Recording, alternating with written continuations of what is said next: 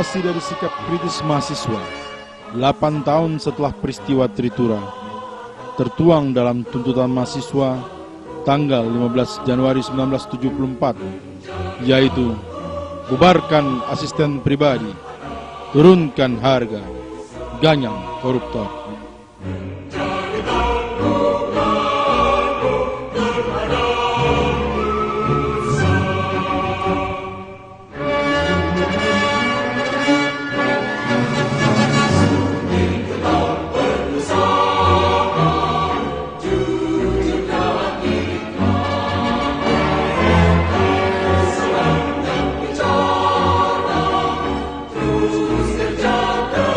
Setelah peristiwa Malaris tanggal 15 Januari 1974, situasi gerakan mahasiswa mengalami ketertindasan yang teramat sangat.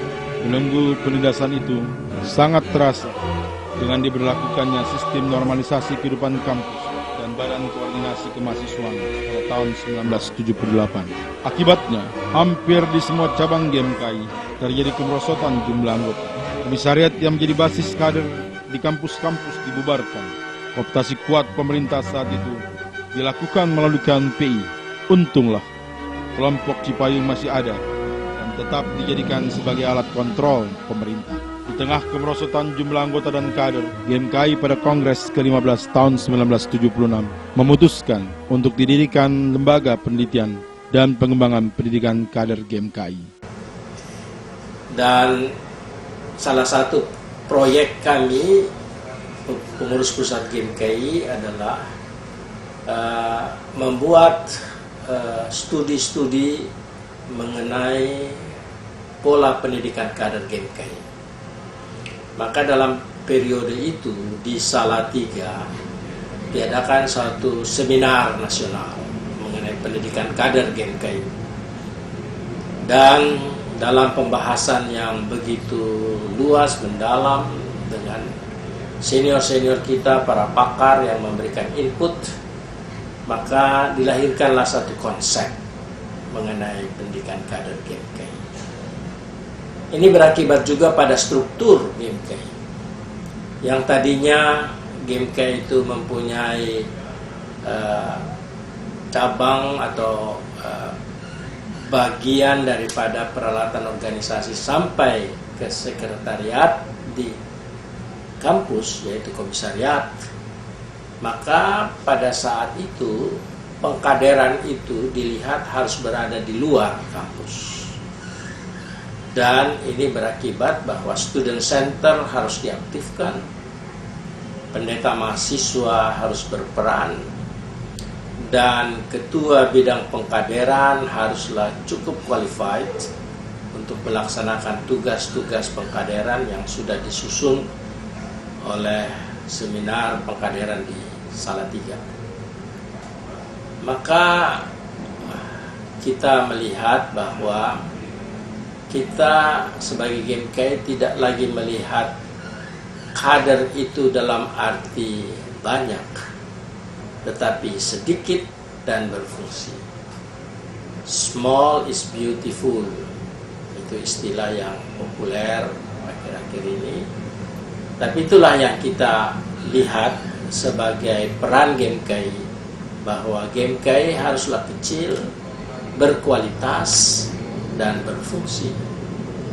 Nah, mungkin tidak saya pakai istilah militan, ya, kalau militan itu pernah dipakai oleh partai terlarang.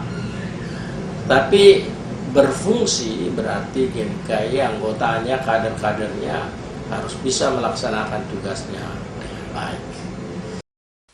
Maka 3 tahun kemudian, pada tanggal 17 Agustus 1979, berdirilah Yayasan Bina Dharma oleh pengurus pusat GMKI dan Universitas Kristen Satya Wacana.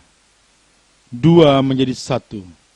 Itulah gambaran dari penggabungan ide dan cita-cita 2 lembaga pendidikan Kristen di Indonesia. Kemudian pada bulan Maret 1981, melalui sebuah seminar di Salatiga, dirumuskanlah pola dasar sistem pendidikan kader GMKI.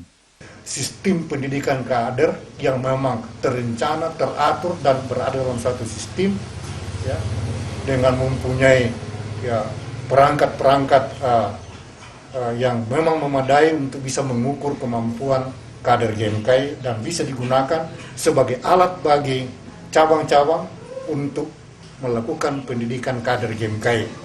Karena kita tahu bahwa sejak dulu sebenarnya kader adalah inti dari eksistensi dari gerakan. So, dua hal yang selalu pergumulan GMKI dalam sejarahnya adalah bagaimana kelembagaan GMKI berjalan terus dan bagaimana misinya berjalan terus. Nah, dua hal ini, misi dan lembaga, hanya mungkin bisa berjalan kalau kita mempunyai kader yang mumpuni. Dan kita berharap bahwa Bina Dharma bukanlah solusi pendidikan kader, tapi dia dapat membantu GMKI dalam kerangka mengembangkan pendidikan kadernya. Karena bagaimanapun, tanggung jawab tentang kader GMKI adalah sama pengurus pusat dan cabang-cabang di seluruh Indonesia, bukan Bina Dharma. Bina Dharma adalah satu instrumen untuk membantu GMKI dalam meningkatkan kemampuan dari kader. Nah, mengenai pola dasar ini, sebenarnya sejak dulu GMKI sudah punya pola-pola tentang pendidikan kader GMKI. Tapi baru kita rumuskan secara terencana, terorganisir, ya, dan diberlakukan serentak di Indonesia pada saat ini.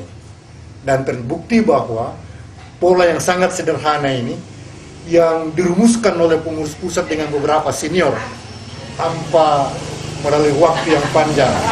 Memang pergumulannya sudah panjang mengenai kader ini, tapi kita rumuskan dalam 3 atau 4 hari di Salatiga, maka terumuslah pola pendidikan sistem kader GMK ini, yang kemudian diperbarui, diperbaiki oleh pengurus pusat GMK bekerja sama dengan Bina Dharma.